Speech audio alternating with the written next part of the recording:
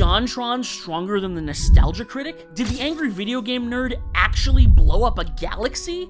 I'm about to show you the true strength and all the greatest feats found in the lore of the most popular online reviewers. Did you know that the Nostalgia Critic can move faster than light and warp space-time, but only in December? Or that Scott The Woz defeated the Green Bay Packers with a bottle of frozen Pepto-Bismol? And that's just the tip of the iceberg. By the time we're done here, you will know the history and power levels of the Nostalgia Critic, Jontron, Scott The Woz, and the angry video game nerd, with every new feat more powerful than the last. And then I'll let you know who's the strongest of them all. I've done my research over decades of niche content, watching all the weird skits and crossovers between reviews of movies and games, and I calculated the true strength of every time the nerd punched Bugs Bunny or Jontron summoned the power of Michael Jackson. Prepare yourself for some real surprises and some of the most insane lore you've ever heard, including multiple versions of mutant Jesus Christ, an Ohio senator who's legally considered a building, and a potentially omnipresent outer god who pretends to be a robot bird. Strap in, it's about to get frickin' weird up in here. First up, hello, he's the Nostalgia Critic, and he remembers it so you don't have to. Also known as that guy with the glasses, the Nostalgia Critic was created by Doug Walker in 2007, reviewing movies, cartoons, and TV shows from all across his childhood or based on some property from his childhood. The critic made a career out of ripping apart horrible media while giving commentary and making really dark jokes. He reviewed drug PSAs, the Power Rangers, Ninja Turtles, Saved by the Bell, the Mario Brothers movie, but you don't care about any of that. You want to know who he could kill, right? As his reviews went on, they featured the critic fighting with and destroying the various characters and locations from the movies he was watching, usually shooting them with his pistol. Fuck this shit! And later reviews introduced other actors and characters with extended skits, which is where his real feats start to come in. Off the top, he had a face hugger from the Alien franchise latch onto his face, something that would normally take the strength of two grown adults to tear off, and the critic flicked it off with a single finger. Once, while giving chase, he leapt more than 50 feet in the air through the roof of a building, bringing down a samurai sword hard enough to shatter the concrete beneath him. In his battle with Dr. Insano, an alternate personality of Spoonie, during the events of the Kick-Assia movie, he shot lightning from his hands like Lord Palpatine. Called Superconductor Electromagnetism Electricity, it was a match for Insano's own lightning, although deemed relatively weak, it didn't kill or even injure Insano. Then, in a reaction video to the Cloverfield trailer, he speculated on what the Cloverfield monster could actually be, eventually coming to the conclusion that it must be a giant robotic Donkey Kong Jesus riding a cloud of smoke through the streets of New York. Now, this might just seem like a nonsense joke, but it turns out this was foreshadowing to one of the critic's most powerful future abilities: reality manipulation through Toon Force logic. Our proof? The Nostalgia Critic actually ends up clashing with the angry video game nerd in Chicago during the Critic vs. Gamer War of '09, and summons this monkey abomination to battle one of the nerd's summonings. I'm getting a little ahead of myself though. We will get to the nerd and his powers later in the video. Like I said, the Critic has a fairly palpable Toon Force, with dozens of unique showings over his nearly 800 episodes. A few of my favorites include turning himself into a carrot. He can rotate his head 360 degrees, but not horizontally like an owl, vertically, for some awful reason. He can banish movies to hell, scream loud enough to be heard in both space and hell, and most disturbingly, he can somehow give a person diabetes simply by making a phone call.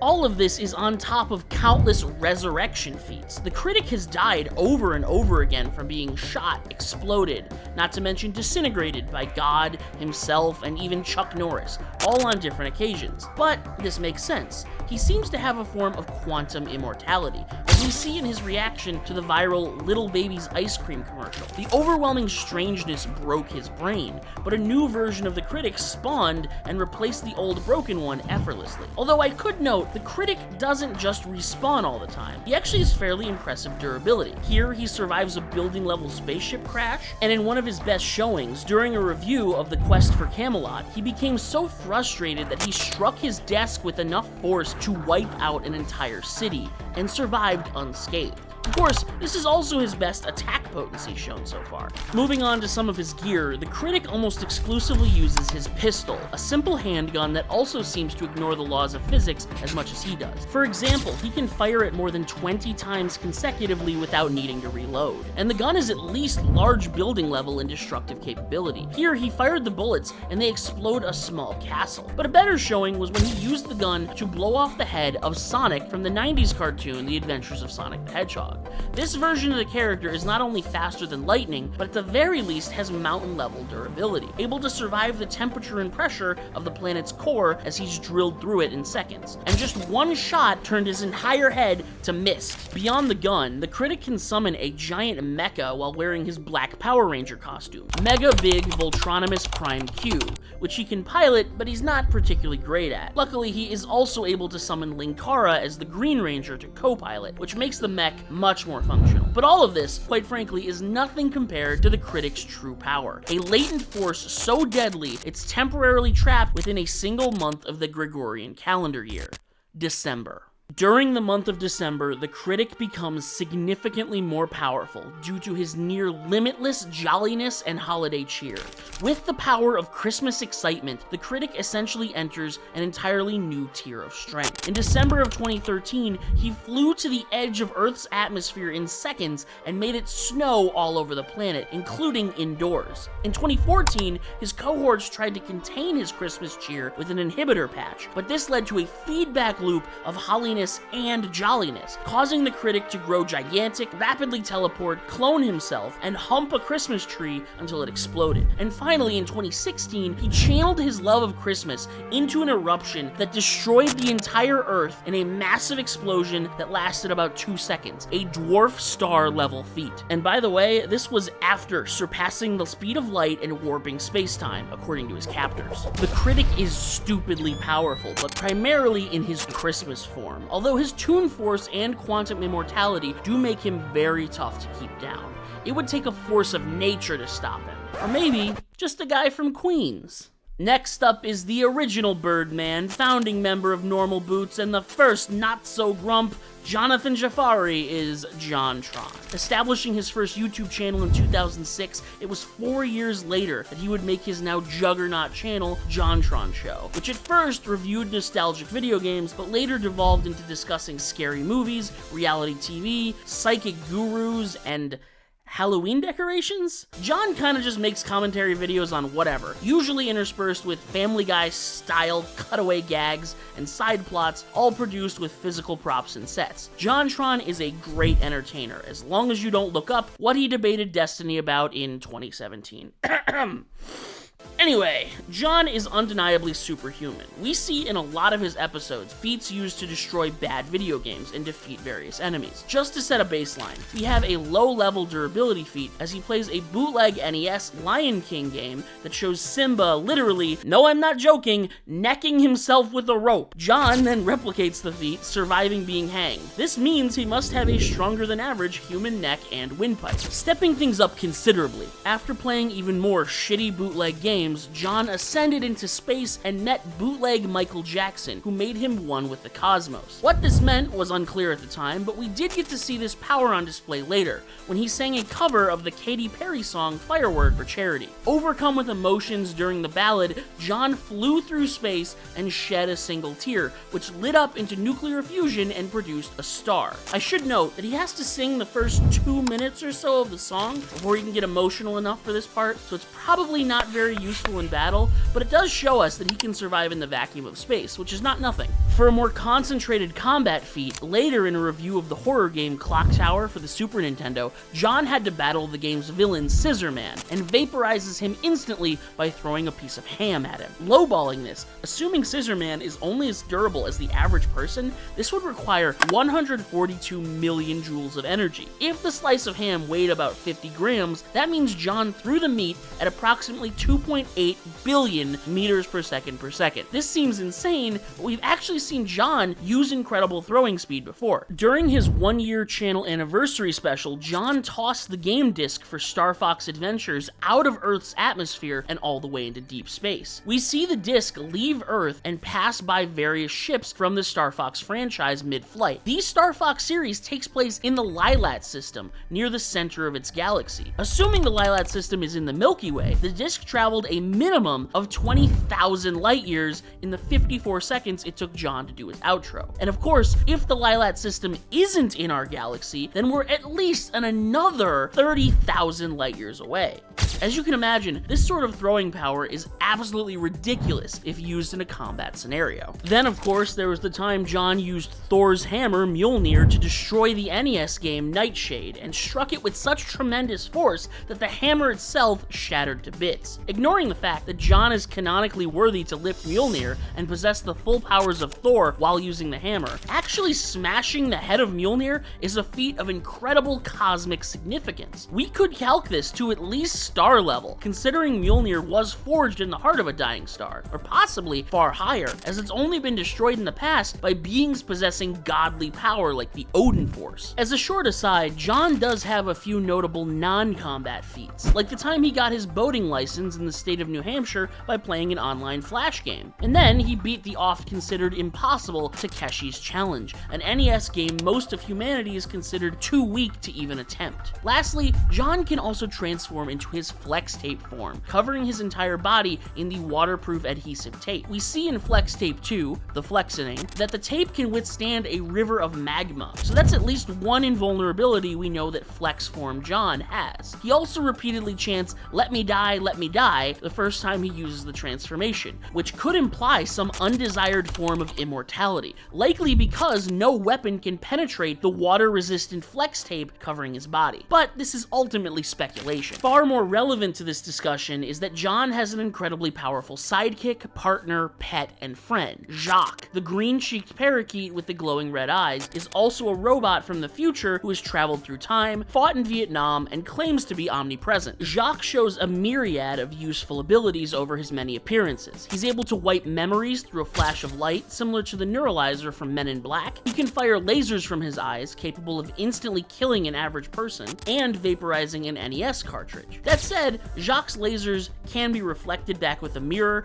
and outscale his durability. He can also teleport John instantly across any distance, even without John's consent or knowledge. And finally, Jacques can self-destruct, and this process leaves John completely unscathed, ignoring the flames left on his shoulder. This means that John vastly outscales Jacques in terms of durability. But Jacques always comes back to life after being killed, even after being stomped on by Darth Vader and turned to ash. Speaking of Darth Vader, John encountered him during his Starcade series reviewing Star Wars games, and when Jacques revived from Vader's attack, he transformed into Buff Jacques, who used his giant muscles to kill Lord Palpatine. But before I get lost in the sauce, scaling all that, why don't we shift gears a little? Spice things up. Yeah, let's do a little redecorating and start fresh. Hey y'all, Scott's here. And if you don't know who Scott The Woz is, you might be living under a rock, or a giant pile of Wii U's. Scott started making YouTube content at a young age, across different channels and frequently as collaborations with his friends from high school. But it was in 2017 that he started his now landmark channel, Scott The Woz, where he talks about video games with a signature style of rapid-fire absurdist jokes and cutaway gags, many of which can help us scale his true strength. Once, while fighting the curse that originated from Donkey Kong Barrel Blast, he leapt an impressive 20 feet in the air to battle it, and although we didn't get to see the resulting fight, it can be presumed that Scott won, as he survived, but he was really beat up. Scott also seems to be a bit of a glass cannon. He's strong enough to draw blood using only a plastic knife, which he proves by immediately accidentally cutting himself. And this actually seems to be a bit of a recurring case. He packs enough force to draw blood just by slapping a knee several times, but it's his own knee. He even tears a hole in his own hand just by scratching an itch. Now, a lot of you are probably hearing this and wondering why I assumed Scott is a glass cannon. Maybe he just has the strength of a normal man, but an incredibly weak constitution, essentially making all of these anti-feats, like that one guy from SpongeBob with the glass bones and paper skin, but I can say definitively that this isn't the case. He has some pretty good durability feats in other instances. Like here, when he falls from dozens of stories up in the air and crashes through the street, all that concrete and infrastructure landing in an underground layer. He survives this whole ordeal, although he is admittedly in immense pain. And an even better feat, at the end of Borderline Forever, he falls to Earth from outer space and only spits out a little bit of blood. He's also withstood getting shot in the head multiple times, as well as stabbed in the chest. He even survives drinking a glass of nails and is uninjured after attempting to tattoo himself with a power drill, lending further credence to the idea that his durability isn't low, he's just weaker than his casual attack power. Beyond durability, Scott has some combat feats, as well as a lot of hacks and weird tools at his disposal. Once he was being attacked by the gigantic anti-Gex creature, which is strong enough to effortlessly snatch up an adult man off the ground, he overpowered it with a single arm, and defeated the monster with Gex. Go figure. There are also several pretty impressive events from his 200th episode special, Borderline Forever. Off the rip, he built a rocket ship out of Wii U game. Now, this ship was almost shot down by Scott's mortal enemy, cover athlete of Madden 09 and former quarterback for the Green Bay Packers, Brett Favre. We do see them lead an escape that shows the Wii U ship can travel at faster than light speeds, and Scott has to fight with his crew by battling off the entire Packers team using a bottle of Pepto-Bismol frozen into the shape of a blade. These are NFL players, and he takes out 3 or more by himself, implying at least peak human combat ability, likely superhuman, although ultimately they did need to be saved by Vince Young. Scott then went on to defeat the Blue Border, a metaphysical force that encompassed the entire Earth, all by telekinetically bombarding it with video games. This may not seem like a big deal, but the Blue Border destroyed the entire anime dimension, and even survived the universe collapsing in a previous episode on his Mario Kart 8 Deluxe review. This means the Blue Border has at least 4th dimensional durability and destructive capability, and can resist high-level reality manipulation and obliteration. And because Scott beat it with his video game barrage, he scales directly above the border. Taking a look at some of his other powers, Scott is functionally immortal, and even lists mortality on a wish list of his. He can recognize a Wii shovelware game by how it feels when it's thrown at his face, and he's able to transport himself to the future using Sonic 3 and Knuckles' lock-on technology, although he can't control how far into the future he jumps. This would only be effective as an escape strategy. Now, I would be remiss if I didn't mention Scott's brief outing into the world of anime games, a world he really doesn't like that much. Leave him alone about it, man. In his anime games episode, he's able to focus his humility and summon a large mech to battle Dr. Anna May, but he's quickly defeated and brutalized. Luckily, he then uses his respect for anime to heal all of his wounds. However, both of these feats happen inside the anime dimension, and do not seem to be something he can do in his homeworld. And like I said earlier, the anime dimension was obliterated by the Blue Border. Let's see, what else? He complained at City Hall until he was legally declared a building, so according to the state of Ohio, he is no longer a human. He was also elected senator in that same state of Ohio. He has more Wii U games than you, and most importantly, he retains his virginity. And speaking of virginity, it's time to talk about someone who isn't afraid of the F word. Yeah, the fucking nerd. Get that border out of here. It's time to get back to basics, back to the past. We're talking old school now. The guy who invented the entire genre of internet reviews. One James Rolfe, the legendary angry video game nerd. Rolfe was always fascinated with amateur cinematography, horror movies, and classic video games. He made countless small film projects ever since childhood, but it was in 2004 that he created and uploaded a short video about the angry Nintendo nerd, character driven to a drunken stupor due to how much he hated the NES game Dr. Jekyll and Mr. Hyde. As it grew in popularity, the character quickly evolved into giving long, in-depth reviews of nostalgic video games, and eventually changed his name to the Angry Video Game Nerd to prevent copyright issues and so he could review other games. And the rest is fucking history. Many of the nerd's reviews would be interrupted by various characters from the games he was reviewing, which we can use to scale his combat abilities. He's been attacked by the Joker and a Klingon, defeating both in several bouts of hand-to-hand combat, often returning after a fight to continue playing the video game, which is a modest stamina feat. He even managed to fight and defeat Looney Tunes mascot Bugs Bunny, a particularly violent version of Bugs Bunny to be clear, overpowering the rabbit's Toon Force with sheer anger and swearing. He's shown some pretty impressive physical strength, tossing a game disc around the circumference of the entire Earth, and he frequently throws NES cartridges so hard that they explode, atomizing them from the force. Perhaps his most potent ability is power mimicry. The nerd is capable of copying the powers of characters in games he's reviewing at the time, or just games he's played in the past. He can do the Hadouken and the Sonic Boom, like Ryu and Guile from Street Fighter. He's copied the abilities and weaponry of RoboCop, Sub-Zero, and even Superman. In that last one, he managed to fly from the Earth to the Sun in seconds to throw in the awful Superman 64 cartridge, destroying it. If he has access to an NES controller, the nerd can reverse death itself using the Ikari Warrior's revive code. Just by pressing ABBA, he revived behind the couch guy all the way back from a withered skeleton. But that's just a taste of what the nerd can do when he has access to game paraphernalia. He often uses the Nintendo Super Scope as a laser weapon, dealing massive damage to all sorts of enemies. He frequently pairs this with his zapper guns and the laser scope headset to round out his arsenal. He can wear the Nintendo Power Pad as a projectile-resistant cape and wield the U-Force as a mirror shield that deflects attacks back at the sender. And of course, his greatest weapon is the Power Glove. It's so bad. It enhances his striking strength and grip, and can absorb power into himself. This loadout is what he used to grow to a gargantuan size and battle Rob the Robot, whose destructive rampage easily showed city block level attacks. While reading a Nintendo Power magazine, the nerd was so amazed that he generated an explosion that eclipsed the Milky Way, galaxy level AP, but this requires him to have a Nintendo Power handy, which he only has access to inside his nerd room. That said, he has achieved similar and greater levels of power without the magazine. While reviewing Earthbound,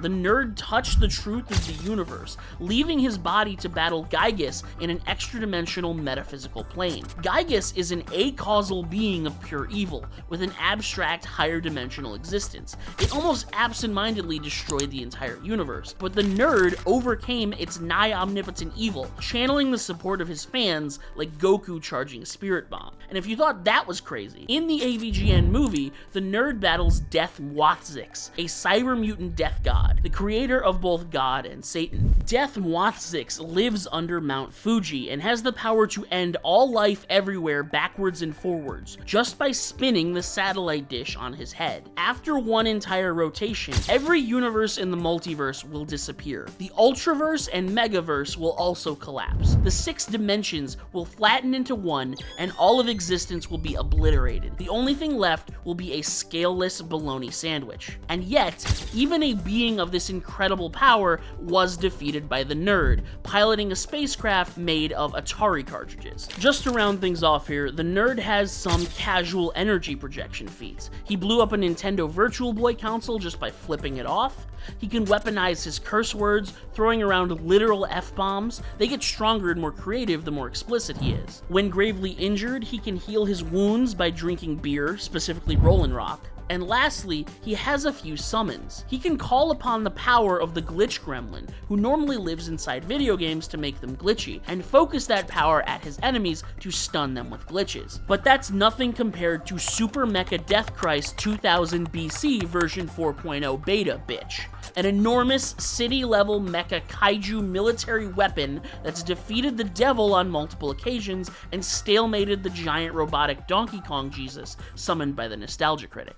So, now that we've laid the groundwork, it's finally time to answer the question, who is the strongest internet reviewer? But before I answer that, I do want to drop a few honorable mentions. Other reviewers I considered for this list, but ultimately cut, either because they didn't have enough feats, or simply weren't popular enough. Here's to you, the Spoony One, Angry Joe, Captain S, And at the top of the honorable mentions, I really tried to include Linkara in this video, but man, I just couldn't get through all of his lore. I was ready to tell you guys all about his magic gun possessed by the spirit of a little girl, and Charles Barkley's magic coin that turns you big enough to fight Godzilla, but I just couldn't do it. I am sorry, Lewis. I read all of the Lightbringer, but atop the fourth wall broke me. How many cosmic outer gods are you gonna beat by talking them into killing themselves, man? You're not Doctor Who.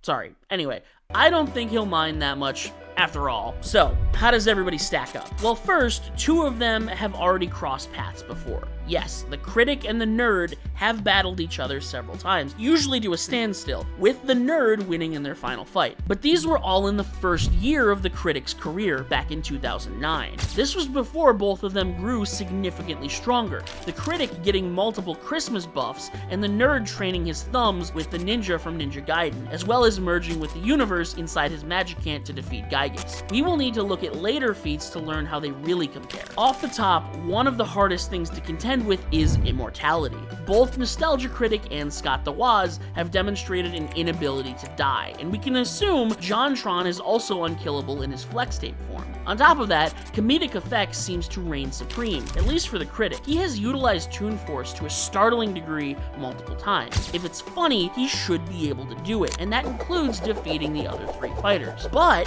the nerd hard counters any Toon Force bullshit from the critic or Scott if he's up to it. As we've seen in his battle with Bugs Bunny, if he gets angry enough, he can make the damage he causes stick even through the Toon Force, negating any comedy-based immortality. So, the nerd is immune to Toon Force, while Critic and Scott both use it comfortably enough to counter it when coming up against it. Only Jontron lacks any specific retaliatory tactics. But all of this is moot if you scale high enough. After all, we've seen these reviewers get seriously injured and pass out. So, who has the best showings of strength, speed, and durability? Let's start with Jontron. John's best strength feat is tossing the Star Fox game disc all the way into the Lilat system, about 3.5 quintillion meters per second on the low end.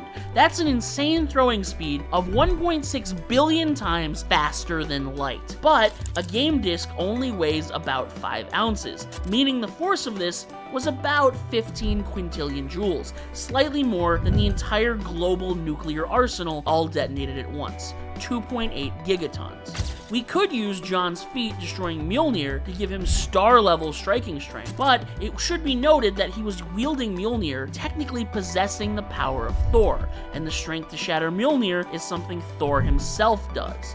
It would be disingenuous to assume John has this strength at all times.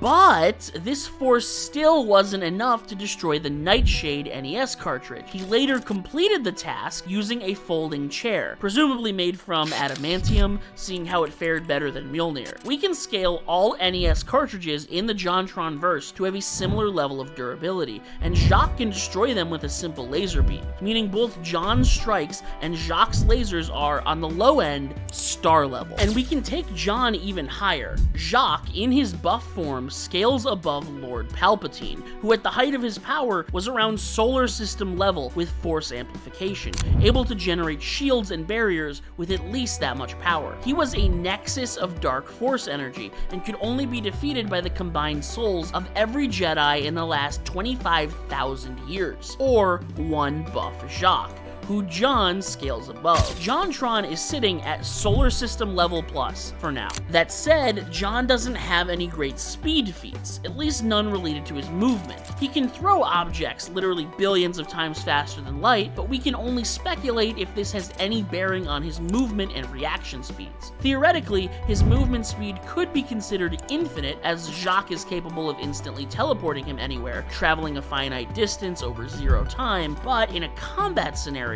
this would require Jacques to have the necessary reaction speed to utilize the ability properly, and perfect synchronization between the two, which they never display. They are almost always arguing. Moving on to the critic, his best showing is destroying the Earth in 2 seconds using his Christmas form, as previously mentioned, a dwarf star level feat, but this power is limited to the month of December. His next best feat is blowing off Sonic the Hedgehog's head with his gun, which we can scale up to mountain level AP, but perhaps more importantly, gives gives us some insight to just how fast his gun is. This cartoon Sonic has outpaced lightning before, 270,000 miles per hour, and the Critic completely blitzed him. Jumping to the Nerd, his best speed feat is flying to the sun like Superman in 14 seconds, or 6 million miles per second. 35 times faster than light. As for strength, we've seen him annihilate the Milky Way galaxy while reading Nintendo Power, but this is actually far less impressive than defeating Gygus, a superdimensional acausal being. It's hard to slot Gygus anywhere comfortably, but we can at the very least clock him at 4th dimensional, which the Nerd scales to after receiving the support from his fans. But that should be nothing, right? After all, the Nerd is complex multiversal. He defeated Death Mwazix at the end of the AVGN movie. Well, not exactly. In the film, he aims the lasers of a spaceship made of Atari cartridges at Death Mwazix's satellite dish. Those lasers are then bounced around the cosmos and return, showing the monster some unknown truth and luring him away from Las Vegas. But not before putting on a pair of Groucho Marx glasses and giggling. While the Nerd did defeat the cyber mutant death god, this was in no way a direct combat feat. He basically outsmarted him, I guess? Distracted him? Whatever. So it would seem that Scott is the best counter to the Nerd. He defeated the Blue Border, which is a 4D universe ender at the low end, right? Sort of. You could discount Scott's battle with the Border as more of a metaphysical one, a feat of character growth and accepting himself for who he is, but I prefer the more liberal scaling. He pretty clearly weaponizes the power of his virginity to defeat the cosmic threat. It's just so happened to be tied to his growth as a person. That said, Scott has basically no speed feats of his own. His Wii U spaceship was capable of interstellar travel, making a hyperspace-like jump that easily eclipsed the speed of light, but we have no real way to scale it, unfortunately. So, tallying everything up, the Critic is our weakest reviewer, clocking in around lightning speed with mountain-level attacks from his gun, and dwarf star-level attacks only during the month of November. Above him is Jontron, who scales with Buff Jacques all the way to solar system-level attack potency. His speed is unknown, but he can throw upwards of 1.6 billion times the speed of light. If that transfers to movement speed, he blitzes everybody on this list, although damaging them might be tough. Then, similar to Jontron, the Nerd is extremely fast, but can't hit quite as hard. He can fly at 35C, and when ascended into his mindscape, with the assistance of his fans, he's 4th dimensional. And to be clear, his incredible speed would make it fairly easy to get some distance and charge up, assuming Jontron doesn't snipe him out in space. Without assistance from his fans, the Nerd is galaxy level with a Nintendo Power magazine, and only city block level with Super Mecha Death Christ. And finally, also with no real speed feats, the strongest base power reviewer is Scott The Woz, who can destroy 4th dimensional entities by barraging them with his video game collection. No charge up required. All that said, we can consider a few more outlying factors. John and Jacques would do best in this fight as long-range fighters, John throwing discs and Jacques firing lasers, but their attacks can be reflected with the Nerd's U-Force. John remains mostly unkillable in his flex tape form until he's hit with some higher dimensional power from Scott or the Nerd. The Critic really doesn't have much he can do to hurt anyone outside of the month of December. He can drop Scott dozens of times, but Scott will keep reviving. And the Critic is going to be leaving piles of his own body everywhere until the Nerd gets angry enough to nullify his quantum immortality. Unfortunately, because of how inconsistently each reviewer's strength scales to their individual speed and durability, it makes it really difficult to pick an obvious winner here. Or does it? Yeah, okay, maybe I kept one little secret till the end. It makes things more dramatic, sue me. We need to revisit the AVGN and his battle with Death Mwazix. He shouldn't scale to that 6th dimensional power because he only won by luring the Mad God away from Las Vegas. There's no way he could beat a higher dimensional being like that on his own. Until he did. Death Mwazix is actually the final boss of the game, AVGN Adventures 2 Assimilation. He's the one who rewrites reality and transforms it into a shitty game, and the Nerd completely destroys him with his own hands. Assuming Death Mwazix durability scales to his 6th dimensional reality warping potency, this easily makes the Nerd complex multiversal. which, quite frankly, is only fitting. If there were one reviewer who deserved to stand on the mountaintop, at the peak of all who curse at their cameras in their bedrooms, it should be the one who started it all. Without James Rolfe, there would be no Nostalgia Critic, no Jontron, no Scott The Woz. We never would have gotten Linkara or Angry Joe or the Game Grumps or any of your favorite internet personalities who perform reviews. The man didn't just revolutionize the genre, he invented it. No one does it like the nerd. Stay frosty.